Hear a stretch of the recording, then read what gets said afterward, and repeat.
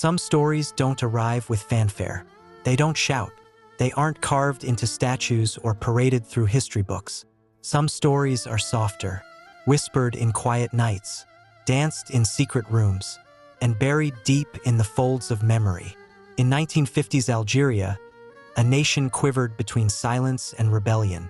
The war for independence was still a storm gathering on the horizon, but the air was thick with unspoken grief, colonial tension, and dreams of freedom too dangerous to name. In the ancient coastal city, once known as Caesarea under Roman rule, history lingered in crumbling ruins and sun-soaked streets.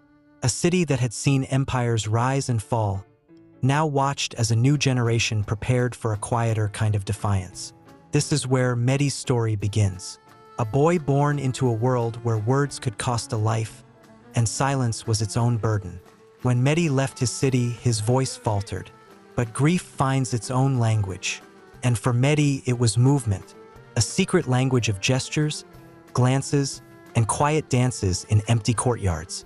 In Where the Dance Ends, we follow Mehdi's journey, a tender, aching exploration of memory, exile, and the elusive ache of belonging. Through hidden friendships made in the shadows and families torn apart by silence, the novelette paints a portrait of a country and a boy learning how to survive in a world that demanded their stillness.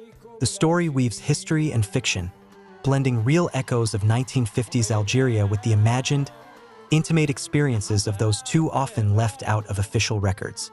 It reminds us that not every act of resistance comes with a weapon. Some are written in a glance, a touch, a step. Every movement Mehdi makes is an act of quiet defiance. Every dance a memory preserved. And as Mehdi's world begins to fracture, the story asks us, how do we carry grief when words are forbidden? How do we remember those we've lost and the selves we've left behind? This is not just Mehdi's story. It's a story for anyone who has ever carried a secret, anyone who has felt history press against their shoulders, anyone who has danced to a rhythm no one else could hear. Where the Dance Ends is a journey into the hidden heart of a time and place often overlooked, a meditation on loss, resilience, and the beauty of stories that refuse to be silenced. The journey has begun. Available now with Dar Wamda, Where the Dance Ends by Lavender Bellasen.